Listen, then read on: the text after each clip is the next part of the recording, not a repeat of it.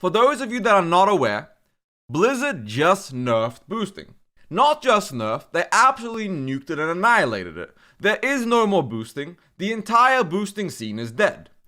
This is hilarious because this coincides with them releasing a Dark Portal bundle with a level 58 boost inside of it.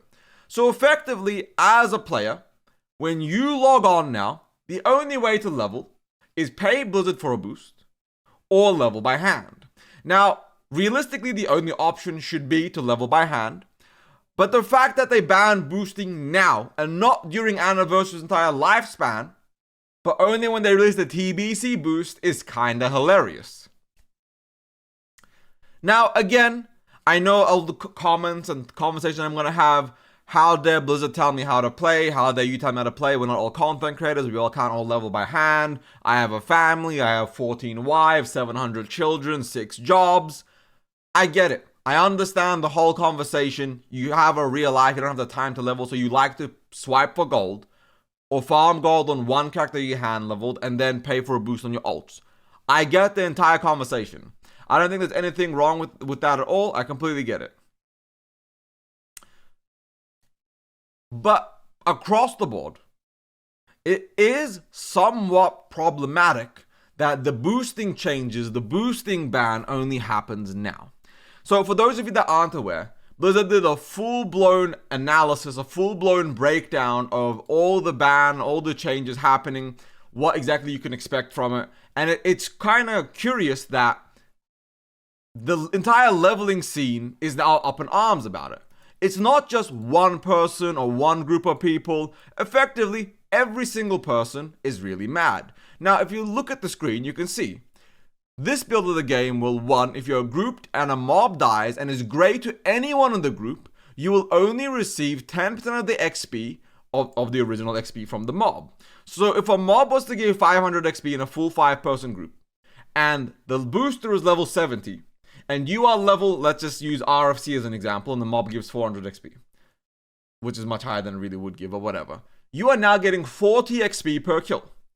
So for the booster to boost you, the guy selling RFC boost would have to be level 20, 22, 23 at latest for the early mobs, so that they're still green. Same thing for SM, for Maraudon, for Stratholme, for Scarlet Monastery. Effectively, every single level boost in-game is effectively completely and utterly dead now. The only level boost that is around, the only level boost that is in-game, the only level boost that you can actively dive into and partake in and consume as of this exact moment, well, at least TBC's exact moment, will be Slave Pens and onwards boosting, where the level 70 Prot Paladin will be able to sit there, face tank the mobs, and kill them. And it'll only be for people level 62 and above. Which means below level 60 boosting is effectively fucking over because there is no XP freeze. If you could freeze XP, you could sell ZG boosts and you could sell Stratholme boosts. Even LBRS boosts could still be sold. So people could still technically level from 45 to 60 with boosts in dungeons. But there is no XP freeze. So effectively, the only boosting that will be available in TBC Anniversary will be Slave Pens and TBC Dungeon boosting.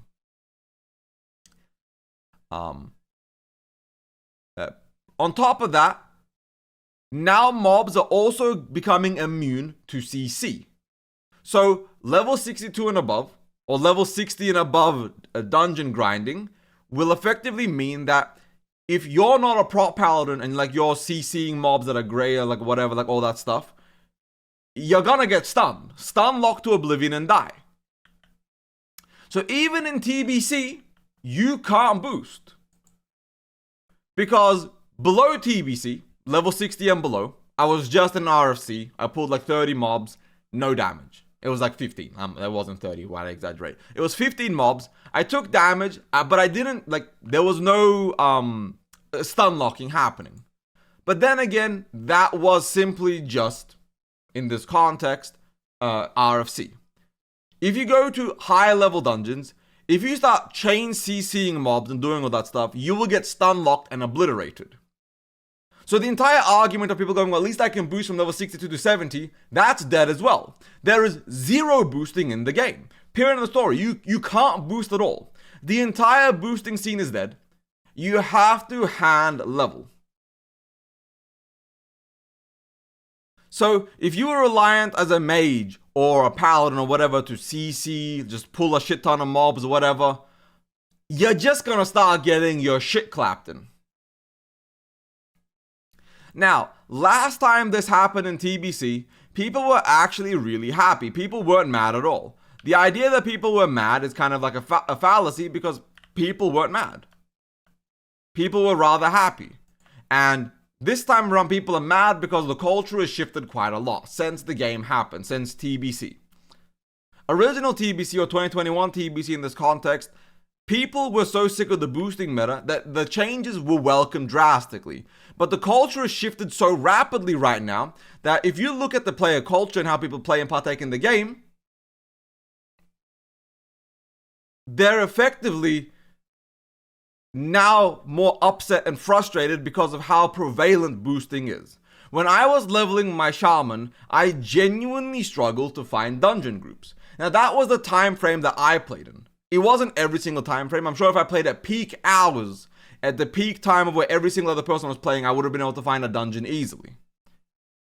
But the hours that I was able to play, I couldn't find dungeons. But at every single hour of the day, from 1 a.m. to midnight, 24 hours around the clock, boosters were available for every single dungeon.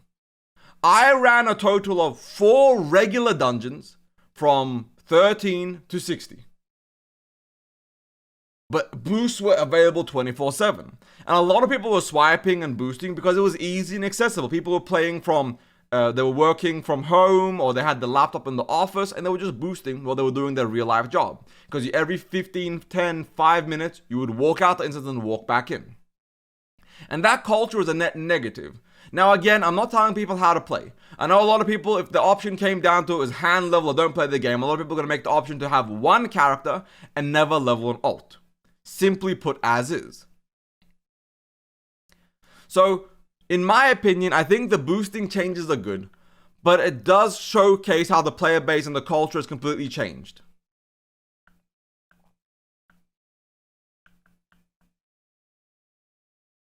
So effectively, if we're looking at TBC right now, there is no GDKP, there's no cloning, there's no boosting.